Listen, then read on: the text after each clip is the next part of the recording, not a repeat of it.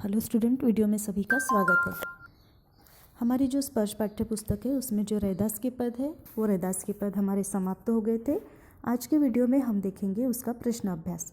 तो सबसे पहले प्रश्न अभ्यास में लिखने के पहले आपको इस तरह से शब्दार्थ पहले लिखने हैं। तो शब्दार्थ में एक बार आपको पढ़कर बताती हूँ। तो इस तरह से आपको शब्दार्थ से शुरुआत करनी है। लाल स्वामी, कौनु कौन, गरीब निवाजू दीन दुखियों पर दया करने वाला, गुसैया स्वामी या गुसाई, माथे छत्रु धरे मस्तक पर स्वामी होने का मुकुट धारण करता है, छोटी छुआछूत जगत को लागे संसार के लोगों को लगती है, तापर तू ही ढरे उन पर द्रवित होता है, नीच हो ऊंच करे नीच को भी ऊंची पदवी प्रदान करता है। नामदेव महाराष्ट्र के एक प्रसिद्ध संत, तिलोचनु एक प्रसिद्ध वैष्णव आचार्य, सदना एक उच्च कोटि के संत, सैनु रामानंद के समकालीन प्रसिद्ध संत, हरिजीव हरिजी से सभे सरे सब कुछ संभव हो जाता है। तो इस तरह से आपको शब्दार्थ लिखने हैं। शब्दार्थ के बाद आपको अतिरिक्त प्रश्न उत्तर लिखने हैं, एक्स्ट्रा क्वेश्चन आंसर जो 3 मैंने यहाँ पर दिए हुए हैं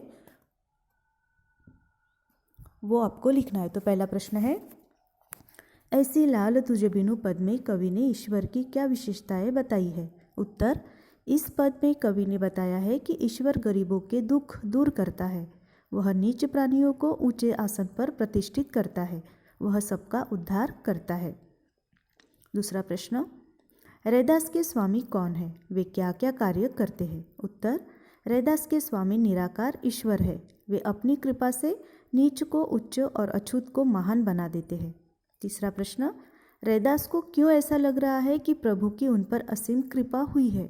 उत्तर, रैदास जाति से चमार थे, समाज उन्हें अछूत मानता था, लोग उनके छूने में भी पाप मानते थे, ऐसा नीच माना जाने पर भी उन पर प्रभु की कृपा हुई, वे प्रसिद्ध संत बन गए, उन्हें समाज के उच्च वर्ग ने भी खूब आदर सम्मान दिया, इसलिए उन्हें लगा कि यह उन पर ईश्वर की कृपा है, यह प्रभु के द्रवित होने का ही परिणाम है। तो इस तरह से आपको 3 जो एक्स्ट्रा क्वेश्चन आंसर है वो लिखना है।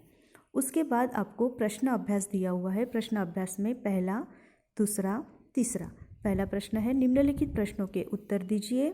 इसमें 3 प्रश्न दिए हुए हैं, क, ख, ग, घ, अंग, च और छ। टोटल आपको 7 प्रश्न दिए हुए हैं। दूसरा प्रश्न है, नीचे लिखे पंक्तियों का भाव स्पष्ट कीजिए। इसमें आपको 5 पंक्तियाँ दी हुई है, जैसे कि जाकी अंग अंग बास समानी, जैसे चितवत चंद चकोरा, जाकी ज्योति बरे दिन राती, ऐसी लाल तुझ बिनु कौनु करे, नीचहु ऊंच करे मेरा गोबिंदु, काहू ते न डरे। और तीसरा प्रश्न है, रैदास के इन पदों का केंद्रीय भाव अपने शब्दों में लिखिए। तो इस तरह से आपको 3 प्रश्न उत्तर दिए हैं।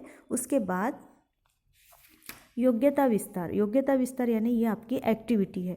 अब आपको एक्टिविटी क्या करनी है? तो ये जो रैदास के पद है, रैदास के और दूसरे कुछ पद होंगे, उन पदों को आपको कॉपी में लिखना है, या फिर रैदास के जो हमारी पाठ्य पुस्तक में ये जो पद दिए हुए 2, तो इन पदों को सुंदर हस्ताक्षरों में कॉपी में आपको लिखना है।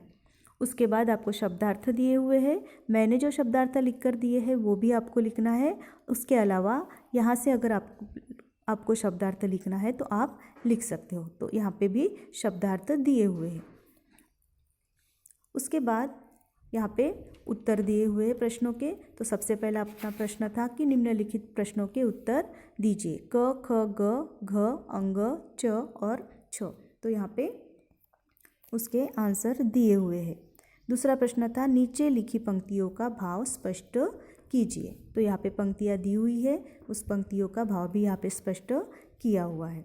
तीसरा प्रश्न था, रैदास के इन पदों का केंद्रीय भाव अपने शब्दों में लिखिए। तो प्रश्न तीसरा में आपको यहाँ पे केंद्रीय भाव दिख रहा होगा, ये केंद्रीय भाव आपको अपनी कॉपी में सुंदर हस्ताक्षरों में लिखना है। तो इस तरह से ये प्रश्न अभ्यास हमारा यहाँ पर समाप्त होता है। आशा करती हूँ आपको समझ में आए होंगे प्रश्न। तो इस तरह से आपको कॉपी में ये प्रश्न कंप्लीट करना है। Thank you, take care.